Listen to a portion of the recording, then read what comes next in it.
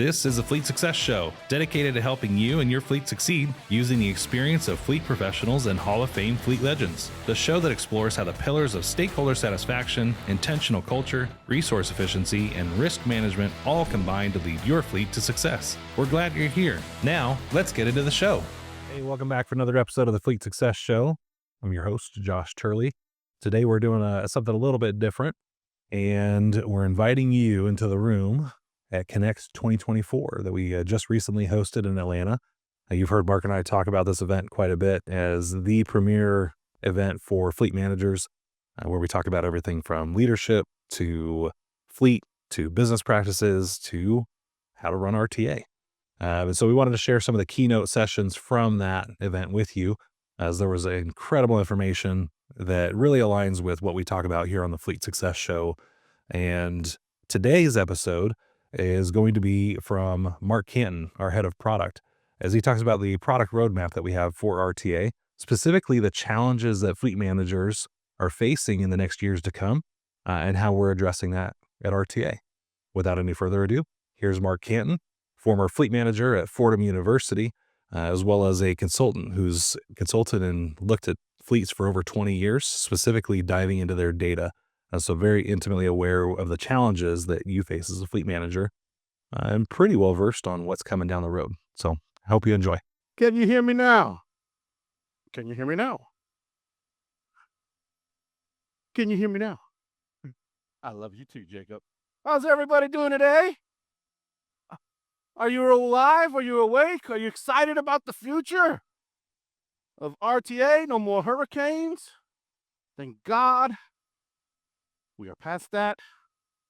Woohoo! How many of you have had your morning coffee? Oh man, I can't see anything.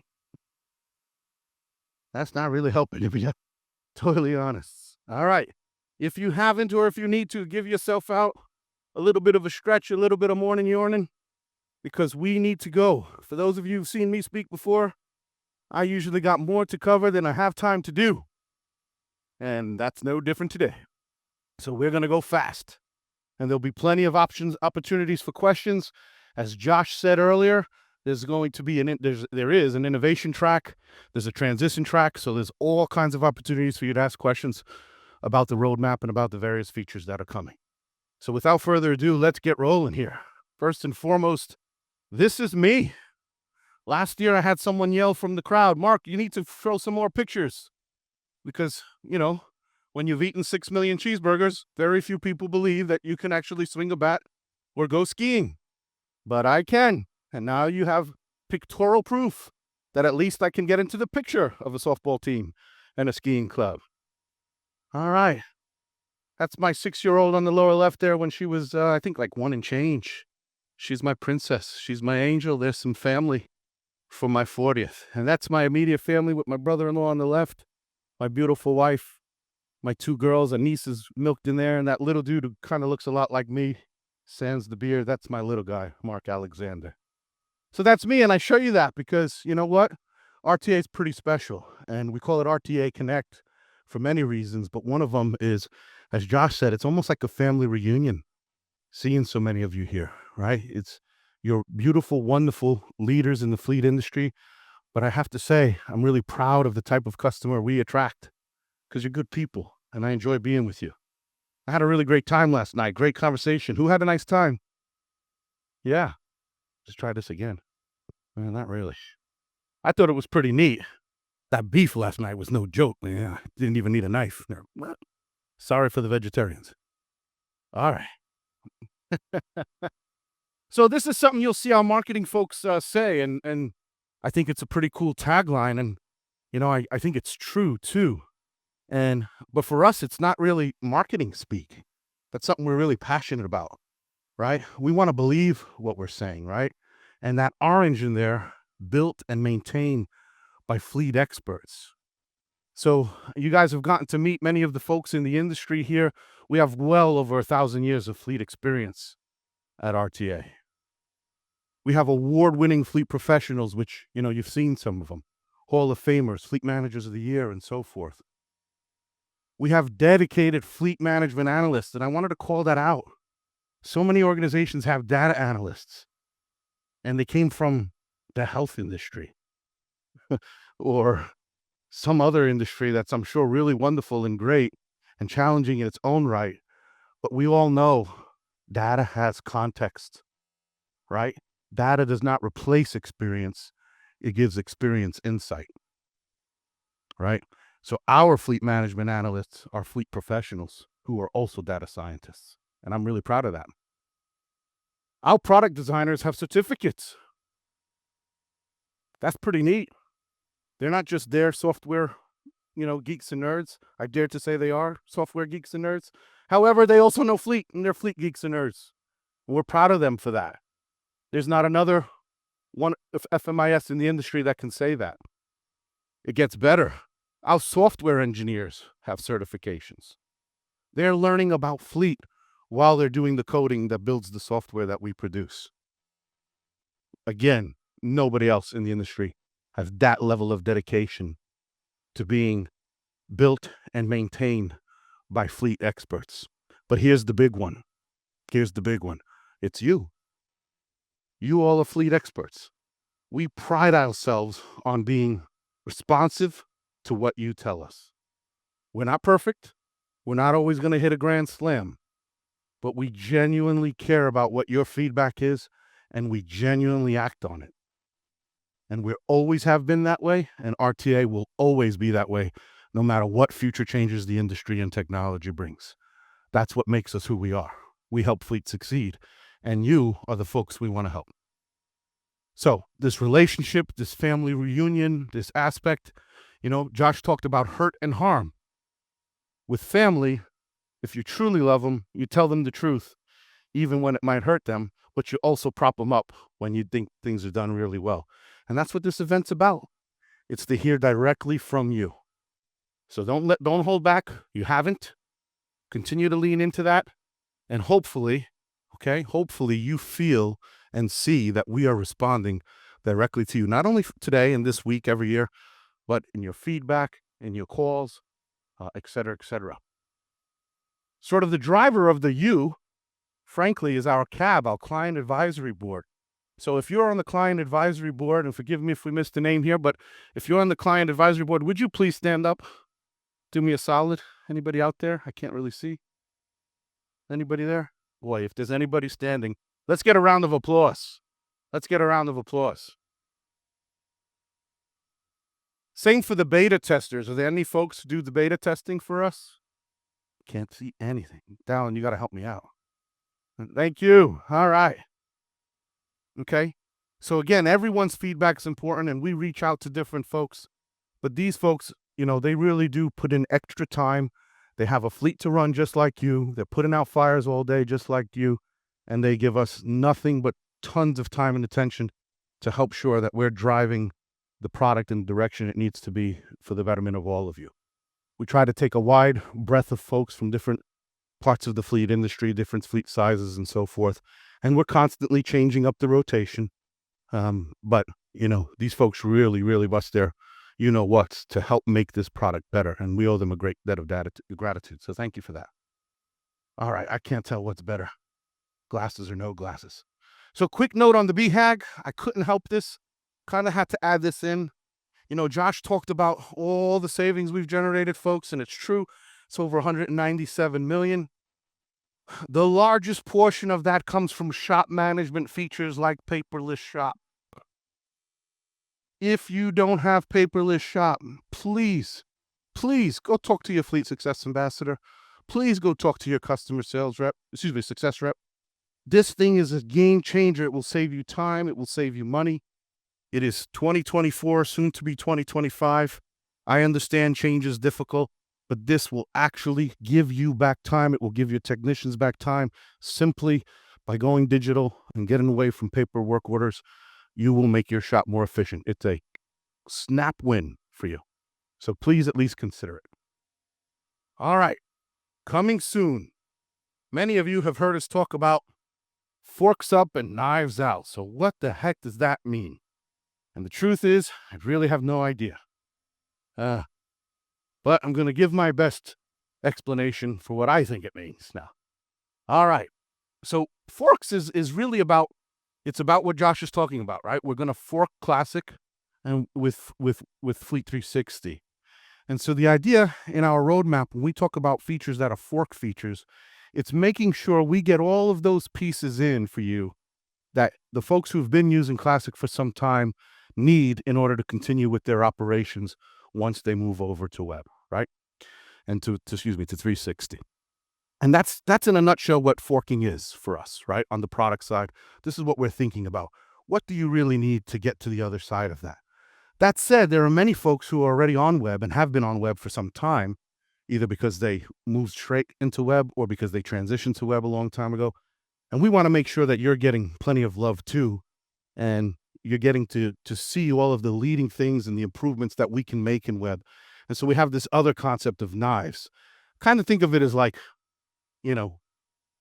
keeping the product sharp, right? Making it better all the time. So those features are features that are really just new. They're new to web, and they're all about enhancing it and making your life better and making the situation more efficient for you. All right? And so when you hear us talk about, and you might hear someone say, oh, that's a fork or that's a knife, that's where that terminology comes from. The fork is the stuff we need to get done so we can do that fork that Josh explained, and the knives are those enhancements around them. Okay? So some ideas here, and I can't go through all of these because I will go over time if I do, but you'll have these decks so you can get the idea. A lot of these should look familiar to you. Here's an example of the kinds of things that we're trying to get done for you before the forking date so that all of the various features are going to be in place for you before you need to, kind of make a decision to move on. And let me make a quick point about that, because many of you are, most folks are transitioning, and that's great to hear. They're either completely on web already or they're in that process. But some folks kind of feel like, man, I need everything to be there before I move. And I think that that's a missed opportunity for you, and it's certainly a missed opportunity for us. So if you are one of those folks, I encourage you, get onto 360, use it, because that's where you can identify, hey, this is where a gap maybe is, and you can give that feedback and you can make sure we get you covered. Okay? So get well out in front of it. And for those of you who've been doing it, we really appreciate that. Okay. Keep rolling. Here's the future here. Now, we have some forking features because, hey, that's what forking is. But we also have a lot of knives. This is mostly a knives slide, right? And we'll talk more about a few of these, but we're really excited about a couple of them, Fleet Wiki and Work Engine, that are coming up. A true billing module is on the way and will be here in the next several months. So these things on that first column there, to use the pointer, are all things you're going to see pretty soon. Thinking like later this year for some of them and first half of next year, right? And we're pumped. We'll continue to embed analytics. We'll continue to work on fuel management. And we're super excited. One of the big feedbacks from CAB is they want sublet and tire vendor integration. So we're pushing on several of those with some of the major players in that game. Some of you require advanced hierarchy situations for your organization, for your billing and so forth. And so we're crazy excited about the kinds of things that are coming there. And it goes on and on and on. And we'll talk more about some of the stuff in the later pieces here in a second. But first, we have a member of the audience who happens to be here today who was kind enough to tell us a little bit about his experience transitioning to web. So with that, I'll ask your guys' help there and see if we can't get this video played. My name is Drew Morrow. I'm the Director of Support Services for Professional Ambulance and Oxygen Service, and we are located in Cambridge, Massachusetts. I think it's going on 3 years now. We did not have any fleet management software before. When I started here in 2020, there was no fleet management, no organization, no anything. I felt comfortable with Classic, and I felt comfortable using RTA as a partner, but it just felt like something was lacking, so that when 360 was launched, it was like, okay, now this is what I'm looking for. This is what I'm used to seeing in a web-based software. I was very excited. So I myself jumped onto 360 and just started using it like exclusively and let my team kind of stay on Classic until, I felt like it was a step up from Classic and easier to use. And then we decided to just stop using Classic. It's rocking and rolling for us. We love it. Embrace the future. I think if you talk to other fleet professionals or, ask them about, what their experiences with their software, everybody's talking about efficiency. How can I find and do things as easy as possible? And, with the, tasks or the different things that you can, manipulate 360 with that are right on the side of the page, everything lives right there, flick the switch, enjoy it, just get after it and go for it. Pull the Band-Aid off. It's weird seeing yourself on video, right? Can you stand up for a second? How about a round of applause for Drew? Thank you. Thank you for doing that. And I'm very happy to say he's not alone. There's a lot of folks who feel that way, and thank you for that. Thank you for your support, and thank you for your continued feedback and helping us to continue to improve the product. But here we are. There is a fork in the road, and I won't get into the details of it, but Josh explained, come June 30th of 2025, you're going to have to decide, are you going with 360 or are you staying on Classic? So I'm here to tell you about what it's going to look like on 360 if you follow that pathway down. Okay. So some things post fork here, we have them kind of organized into some themes. As you might imagine, we're going to continue to get after motor pool. For those folks there's many of you in the room who kind of live and die by motor pool. We're just going to keep making that better. There's going to be embedded right sizing for you. You'll never have to do an analytic again. We'll do everything from key kiosks to, hey, who needs keys? Let's get access via our mobile app. It's just going to keep getting better and better and better. And with Shop Scheduler, I know many of you are very passionate about Shop Scheduler. We've gotten great feedback about these early versions and these early features. And I can tell you that Jared is super, super passionate about building out Shop Scheduler and all the things we're going to make it better. But I'm super excited about things like the calendar integrations with your Outlook, letting customers choose from available times on the calendar that they might want to come into the shop, and all of the additional management that I think is going to give you folks better ways to manage your bays, better ways to manage your staff. No more getting stuck behind the vehicle that's on a lift that's waiting for a part, right? You're going to be able to anticipate that stuff and get around it, okay? And so I'm super, super pumped about that. Again, similar to Shop Scheduler, the notification engine feedback has been wonderful, and we're going to continue to grow that for you.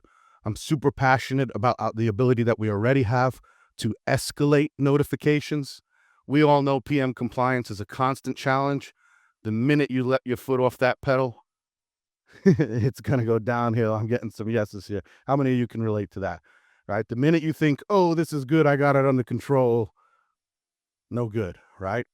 So I'm a big fan of, tell them once, tell them twice, tell them 3 times. The next time I'm telling their supervisor, and the next time I'm telling their supervisor after that, and the next time I'm telling the CEO. And our system allows you to do that today. And we're going to continue to grow that out for every possible feature that you might be able to think of. So I'm very excited about that. Parts management is also something of a passion of mine and several of the consultants on the team, because we feel like it's often underappreciated. And it's one of the reasons we're very passionate about RTA. I believe sincerely that RTA's existing parts inventory module is the most comprehensive module on the market today, and it has been for a number of years. And you can go test this against other systems and see what you think. But we're not resting on that. We're going to continue to make it better. And no offense to any of my former technicians out there, but I will tell you, when I was running a shop, I had one goal in mind whenever I'm trying to help folks, and that's to keep my auto mechanics and my technicians as far away from the parts room as I possibly could. Okay. And I get some laughs, so some folks relate. Just everything goes wrong in there. If they go looking for a part, it takes much longer. The inventory gets screwed up. Then you have to talk about Monday Night Football, even though it's Wednesday. God, NFL, now you got Thursday Night Football. It's not helping me here. Okay. And all that time lost, we envision a world where from their bay, your parts mechanics are requesting a part, and your parts technicians or your shop supervisors are delivering that part right to their bay, right? when they need it. In fact, that capability is already in the system today, and we're just going to continue to grow that. Okay. So that's some of the stuff, but it's not all. And as you can see, like I said, I can't talk to you about all of these, but there's so many. But I'll try to point out a few that, again, I'm passionate about. And maybe as you talk to others, they'll give you some ideas of the things they're passionate about. But one of the ones I know Facundo and Steve have pushed us on, and we're very excited that I believe within the next year, we're going to have essentially some sort of easy apply for you to apply for the 100 best fleets like these folks were talking to you about yesterday, and they'll talk a little bit more about today. We'll set up dashboards. We'll set up other features that allow them to help you and help you get the information you need out of the system quickly so you can go ahead and streamline those applications, right? Like Sarah said, get out of your comfort zone. Well, we're going to make your uncomfortable zone as comfortable as we possibly can. Okay, so that's kind of the idea now. We have all kinds of plans for embedded BI. We are the only FMIS in the industry today with an embedded BI platform. Many folks, it's beginning to become a trend to use things like Power BI and Tableau outside of the system. We have one of their competitors embedded right into ours. So our dashboards are powered by that. We now have page level analytics, which is powered by that. And that refers to things like being able to compare assets and parts performance against their class and their groupings right there on the same page. And we're just going to continue to push that. And the list goes on and on. Christy is actively working on developing life cycle analyses. For those of you who were in Jared and Christy's class yesterday, she's literally going to hand it to you on a silver platter. You want to know when you should be replacing your assets? Well, we'll do the math for you. Word of warning, garbage in, garbage out. Can't help you if you're putting crappy data in there or if you're not filling out the fields, right? Which we talked about yesterday, okay? But again, the idea is to either automate or to reduce or eliminate the lift for you as much as we possibly can. And that's what those BHAG measurements that Josh was talking about really is what is the time? What can we save you? We can save you some paper too, but it's really focused on that time, right? Which Josh spoke so passionately about. So that's a lot of kind of where our focus is. Where can we save you time? Where can we save you a person? Let me ask you a question. Real quick show of hands. How many of you are not using paperless shopping? Or let me ask it a different way. How many of you are still printing work orders? If you could, raise. Okay. And of those who are printing work orders, how many of you have a person who spends either most or a large chunk of their time entering those work orders? Yeah. Okay. All right. Now, show of hands, how many of you feel like you have enough staff? Yeah. So think about what you could do if you didn't need that person spending their whole day entering work orders. Does that make sense, everyone? So, yeah, so a lot to do there. I know a lot of folks are very passionate and dependent on Inspect. We're gonna kind of blow that thing up and make it the best DVIR experience you've ever had over the next couple of years. And of course, we're going to continue to make improvements to our navigation. Work orders and POs, kind of sort of the bread and butter of what RTA Classic has been and always was about. Again, we're not sitting on our hands. We're going to continue to make these better in every way you might imagine. Okay. Super excited again about some of the integrations that are coming up that will help with those two on that sublet side. All right, we'll keep rolling. So this is stuff that kind of makes me happy and makes me proud. I've already mentioned a few, but we have several industry firsts and exclusives. And I'm not sure there's a lot of awareness around this. And so forgive me, but my job is to brag today. So I'm going to brag a little bit because I'm pretty pumped about some of these ideas. Now, some of these are already in the system and some of them are coming super soon. And again, the ones coming soon, pretty much all of them are directly in response to things that our customers have needed. So benchmarking. There is not another FMIS on the market that has embedded benchmarking. You can compare yourself to other fleets. We have that for you. Again, as with everything, requires you set it up, requires you tracking the data, but we have it. And over the next, I don't know, Jared, you're there, maybe 2 to 6 months, we are going to blow this thing up. We're going to make it so powerful, and we're going to add so many parts of measurement for you. We're super excited about that. And then a little bit further out from that, we're going to create industry segments for you. So instead of just comparing to RTA, and by the way, some of you might be asking yourself, well, is RTA a good subset of groups to compare myself to? And I'll just give you a couple of points of evidence. There's about 1,100 fleets. It's by far the largest subset of fleets of any provider in the industry. No one close has that many fleets. We have fleets from 50 to over 20,000. We have every segment and industry you can imagine within the RTA family. Okay, so if there was a better way to benchmark yourself, shoot, I'm hard pressed to find it, at least today. Okay. Because no one goes to school for fleet management, chances are you were never formally trained on how to successfully lead a fleet. That's where the Fleet Success Playbook comes in. The Fleet Success Playbook is your guide to building a safe, reliable, and efficient fleet that provides exceptional service. Learn all about the 4 pillars of fleet success: stakeholder satisfaction, intentional culture, resource efficiency, and risk management. Get nearly 100 years of combined advice on common challenges, practical solutions, actionable tips, and real examples from fleet industry experts who have been there and done that. Visit www.fleetsuccessplaybook.com to request your free copy today. So this is a pretty big deal in my mind. And we know that it's what leaders are always looking for, right? How many of you have report to bosses who could care less whether or not you're doing well or not? They just want to make sure you're doing at least as well, if not better than the other guy, right? Than your neighboring town or your neighboring school district or the other company in your competitor. How many? Come on, elbow above your ear. It doesn't count if your elbow's not above your ear. Okay, so pretty good chunk of you. So benchmarking is really important for that reason, but also it gives yourself a barometer to know, hey, is this an area I can improve upon or not? And I think that's really important. And I'll leave that to the other experts' talks about what to do about that stuff. We are the only FMIS in which you can measure stakeholder satisfaction in an automated way and then benchmark that. It simply doesn't exist in the industry other than at RTA. Again, I can lead a horse to water, so to speak, right? I can't force you to set this up. I can't force you to use it, but you should be using it. It's one thing to say my customers are satisfied. It's another thing to be able to produce a number that proves it. And then beyond that, not everyone is going to be totally satisfied. What's the old saying? You can't please 100% of the people 100% of the time.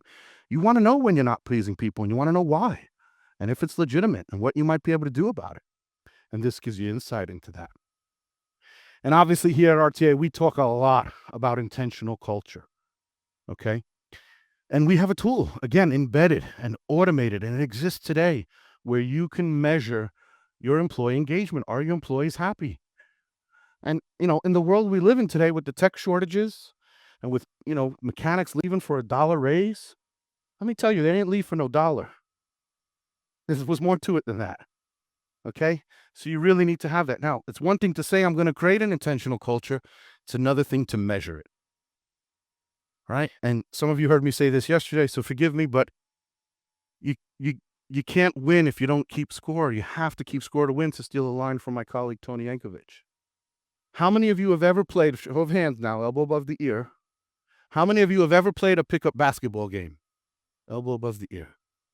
How many of you have ever played a pickup game of any sort? Soccer or, okay. And how many of you played just shoot around and you didn't keep any score? Anybody? Okay. And of those who didn't keep any score, how many of you won? You got to keep score to win. It does not count if you're not measuring it.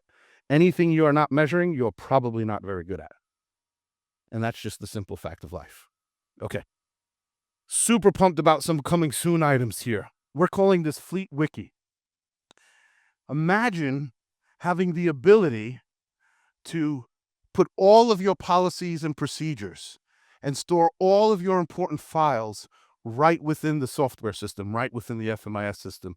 And because you can edit and customize the navigation menu, put it right where you need it to be based on the functionality that exists there. How would that help with things like brain drain and having to keep up to date on policies and getting the information out, right? And there's some other features that are cool about this too. Imagine being able to have a custom resource page where everybody logs into and you make your own homepage and have announcements that go out to all of the folks in your organization. Super pumped about FleetWiki. Show of hands, would this be useful to anybody out there? All right. Yeah, it better be useful to you. Great feedback from the UNFI folks to help get this here. All right.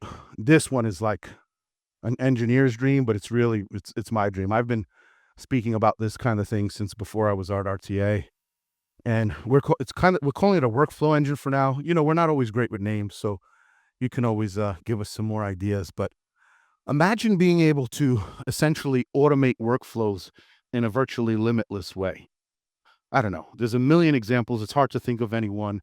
But suppose, for example, you decide that for your shop, whenever a DVIR comes in with a defect, I want that defect to immediately notify the supervisor, notify the shop manager, the driver supervisor, the shop manager, notify the parts person, because I want them to start seeing what parts might be going out around that.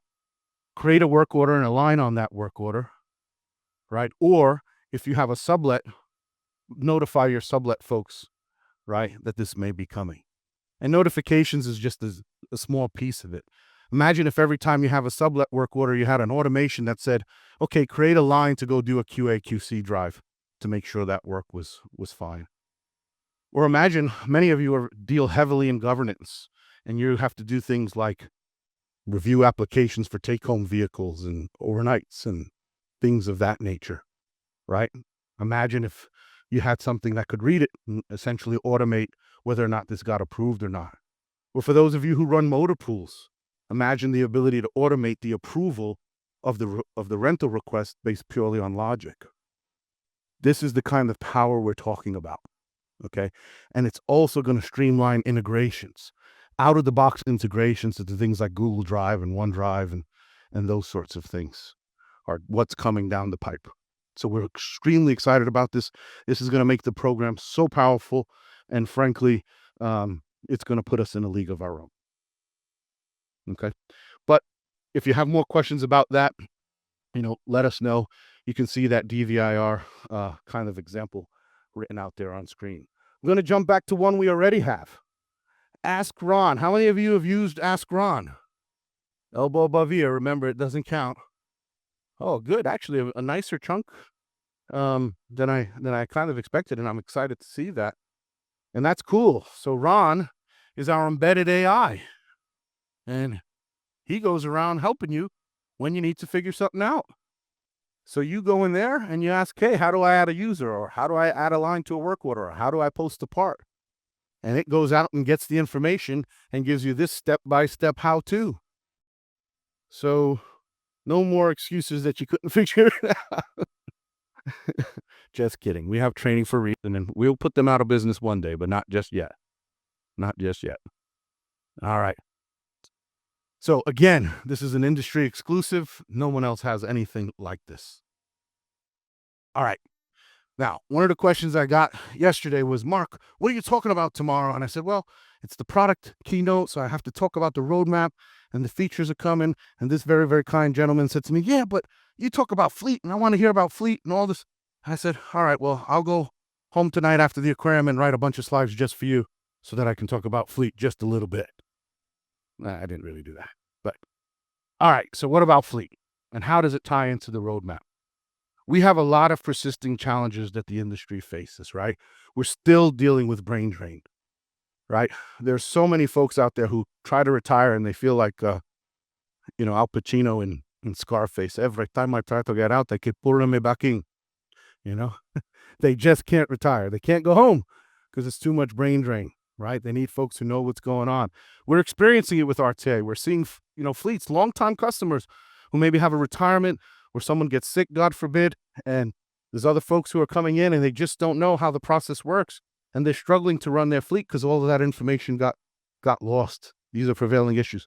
We believe we have some solutions for you, and certainly that FleetWiki is one of them, okay? Tech shortages. How many of you are struggling to hire techs? Elbow above the ear.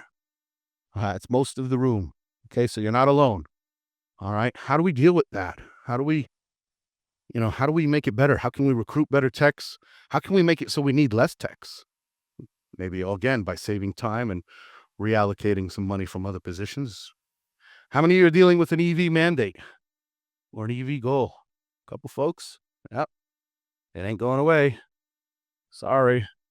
For those of you who were hoping it would, it's not.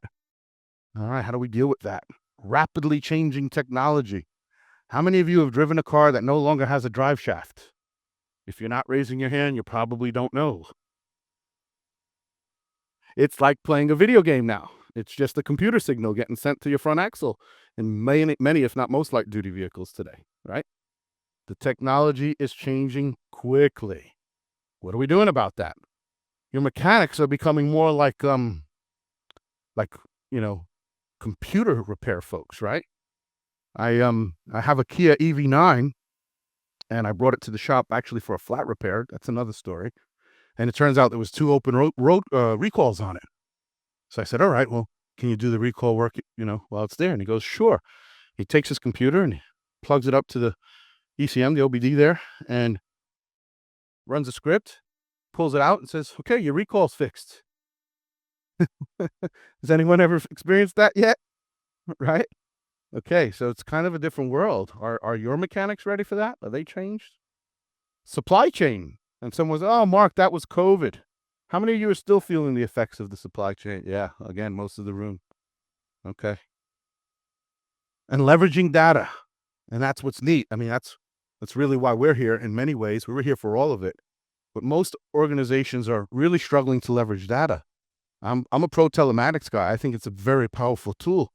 But I sometimes have to chuckle under my breath when I talk to a fleet that's talking about leveraging telematics, and they don't even know how to measure their own mechanics productivity yet, right? You got to be able to leverage data in your own FMIS before that's going to be truly insightful for you, okay? So leveraging data is a struggle. And again, we got tech shortages. If you can find a good parts person, they're worth their weight in gold. The fleet managers are retiring, so you got brain drain. So who's got time to go find a true dedicated fleet management analyst, other than RTA, of course, who actually understands the context of the fleet and can do data science? They're like needles in a haystack. So pretty much every organization is struggling to leverage data, and yet every organization is under more and more and more pressure from leadership to show that they're using data to drive decisions, right? How many of you are feeling that? Again, elbow above the ear or it doesn't count. All right. Keep rolling. How am I doing? I'm doing okay, I think. All right. So some things that I think and we think you all should be thinking about.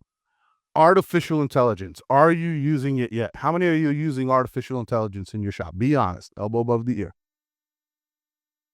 A couple. All right.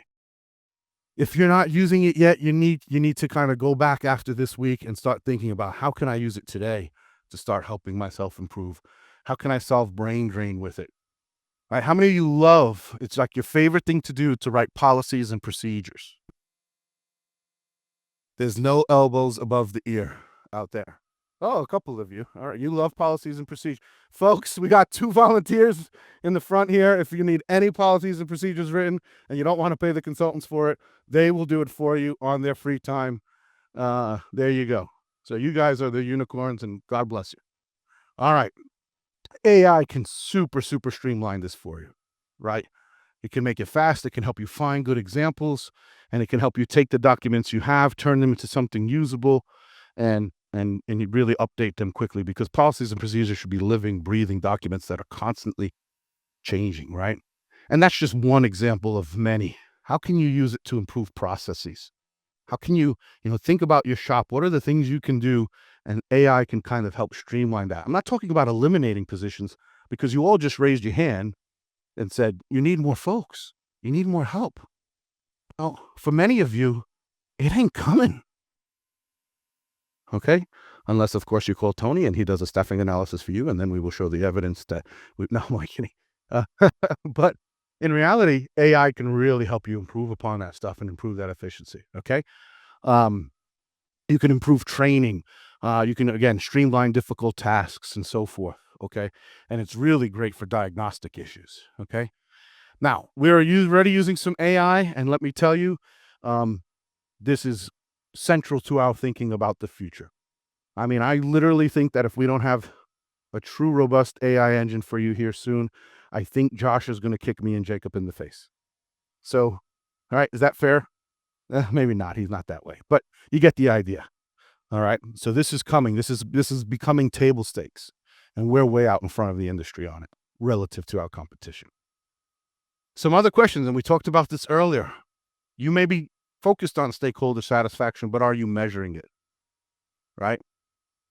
Are you measuring culture? Right? If you're not, well, you're missing out on something. I'd like to call out, if I could, is Amanda Wilson still here? There you are. She did some tremendous work. I did a presentation with her 2 years ago, and she was able to show how, as she improved her employee engagement and essentially her culture within her shop, it had a direct correlation on the productivity of her mechanics.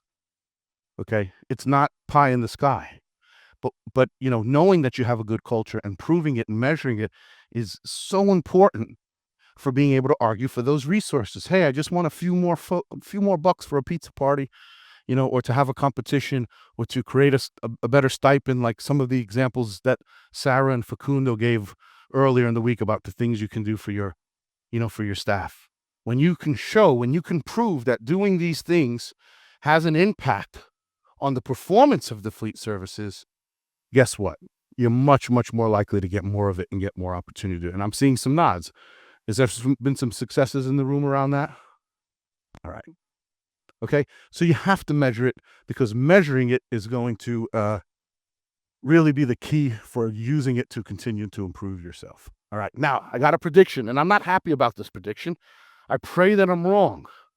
I hope that you all can help me make this future not the real future. But I actually think that about 15 to 25% of all current in-house operations are going to be outsourced by 2030. And that's sad, because I think there's a lot of benefits to being an in-house shop.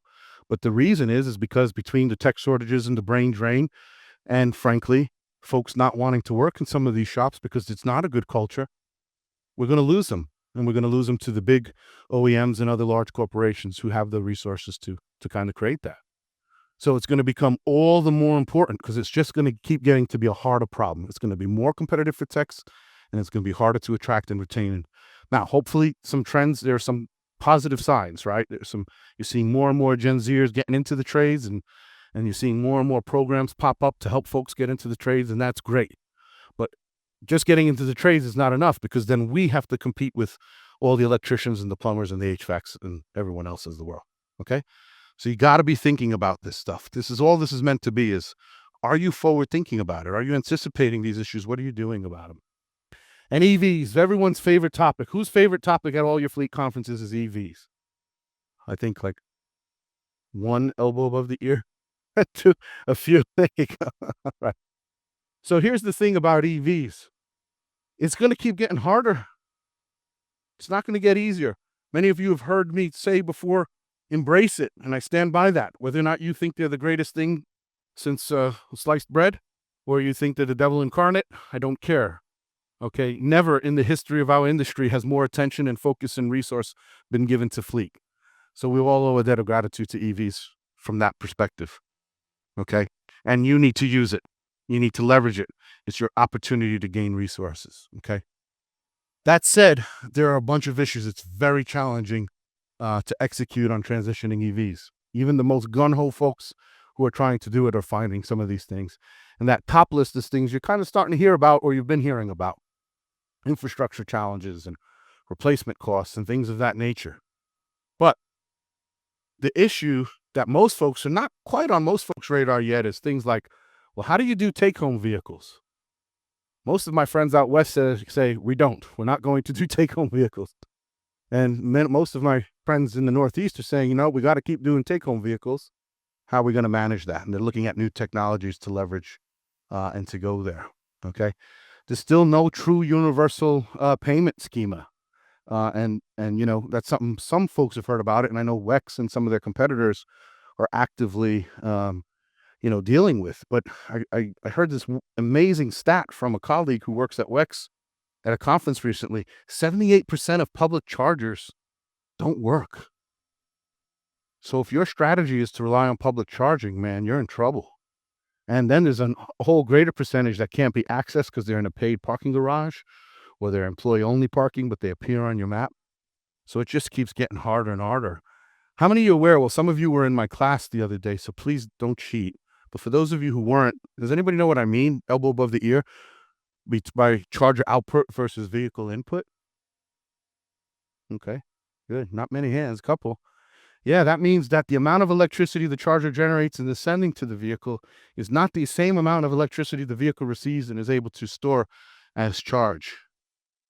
To give perspective on that, imagine if every time your diesel or your gasoline vehicle went to the fuel tank and the pump said, hey, we gave you 10 gallons, but the vehicle said, I only got 8. How do you manage that? I hope you're thinking about that. That's the reality of the future. Obviously, I have some ideas. But anyway, there's more stuff there. I won't go through each and every one of them, but there's a lot more challenges coming. We are nowhere in the clear. So what do we do? This is a big one. I asked this question recently to a group of people I considered expert fleet managers, and I got crickets. What have you learned from the pandemic and supply disruption? What have you learned? Safety stock? Anybody else? Say again? Too dependent on certain folks, okay? There's a lot that can be learned, and again, that's not what this session is about. But to be honest with you guys, the silence here is kind of similar to what a lot of folks are, and it's not okay. I'm going to challenge you, right? We're going to have honest conversations. We need to be thinking about this stuff. There needed to be major lessons learned. Yeah, things like insurance parts. I will tell you what, if most of you had really, for those of you who did, which is the minority, if you had really solid strategic replacement plans in place, you did not feel that impact anywhere nearly as badly as everyone else did. And I'm seeing a big smile from Sarah. Yeah, right. So there should be things that you need to learn about it. And if you're feeling like, oh, well, we're past it and we'll get past it. No, you need to be implementing the things that prepare you for that next supply chain disruption now, today, because it is coming. This is the prediction I am most confident of. I guarantee it. I guarantee you there will be another supply chain disruption in the next 8 to 12 years. I guarantee it. Mark the day. And I'm not brilliant or anything. You just got to study history a little bit. All right. Predictive analytics. Are you using it yet? We have a little bit in there for you. We can tell you when your parts are failing. We can tell you when your next PMs are doing. But we're going to explain this. We're going to blow this up for you. Okay. This is going to become table stakes very soon. There's a few independent vendors out there trying to help folks with it. But this is all stuff that's going to help you save time. It's going to help you be more efficient. And it's going to help you with all of those issues we're talking about. Okay. Imagine a day where you're going to be able to anticipate the exact availability on a specific day 3 months from now. That day is coming, and it's coming sooner than you think. All right. Keep rolling. Let's get a little stretch out here. We're almost done. I promise I'm going to be right on time. I have one goal for today. It's not to impress you. It's not to make you like me. I hope to get you excited about the future of the product, but none of those are actually my goal today. My goal is to be the first speaker that actually finishes on time. So here we go. I'm doing all right. We ready for that? So what are we going to do? What does this look like for RTA? What does our roadmap, what does it conceptually mean? We are going to advance the analytics. We are doubling down there. We know that that's a struggle, as I mentioned earlier, and we're going to help you do it. We're going to continuously expand our dashboards, continuously expand our analytic modules to make this easier and better and require less and less time and less input for you. And for those of you who are truly analytic driven yourselves, we're going to continue to give you more tools that allow you to do this yourself if that's where you want to go. All right, the future is bright. We're going to have best and standard practice-based configurations for you down the road, right? Maybe for your particular industry or a particular set of circumstances. We're going to leverage our fleet experts to set up the system for you, maybe based on VMRS codes, or you need a class system. That's all coming. Again, we're going to make it easier for you. We're going to make it more efficient for you. We are going to download the consultant. So between the analytics and the AI, right, and all the information that we can now store in FleetWiki, we are just going to pump you and pump this system full of all of the best practices, all of the scenarios, all of the things that might help you run a fleet. So one day it'll be more than just, checking out a statistic and seeing what your PM compliance is. But imagine a future after you add that dash of AI where you say to yourself something like, hey, why is my fleet availability only at 82%? And the system is going to give you an answer. And it's going to say, well, these are the factors for why your availability is only 82%. The average age of your fleet is 478 years old. Your PM compliance is 24%. Your scheduled repair rate is 0%. And all of the various items, and it's going to help you point you to where you need to be. And then you're going to ask it, well, what can I do to improve that? And it's going to give you a bunch of information about how you might go. And it's going to come, from us and fleet industry experts from all over the industry, and a lot of the information you heard from my colleagues earlier in the week.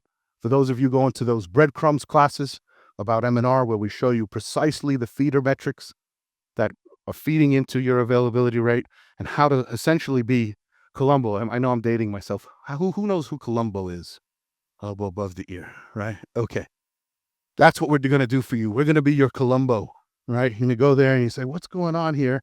And he's going to go, but what about, oh, that's it, right? And we're going to do your Columbo, and we're going to help you find answers to your problems.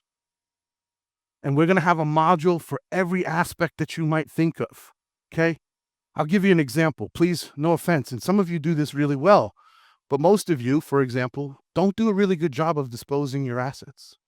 Some of you, it's not your fault. You got to use a surplus organization, but you're leaving money on the table, okay? You're not getting rid of them quickly enough. You're not getting benchmark pricing. And when Josh and I are talking, and he goes, well, heck, Mark, why don't we build him a module that helps him do that? And I said, yeah, I guess that makes sense, huh? Right? So that's how we think about it. We are going to in the next couple of years, we're going to build you a module for literally every aspect of fleet management. I already mentioned a few earlier about billing. I just mentioned disposal. We talk about motor pool. We talk about analytics.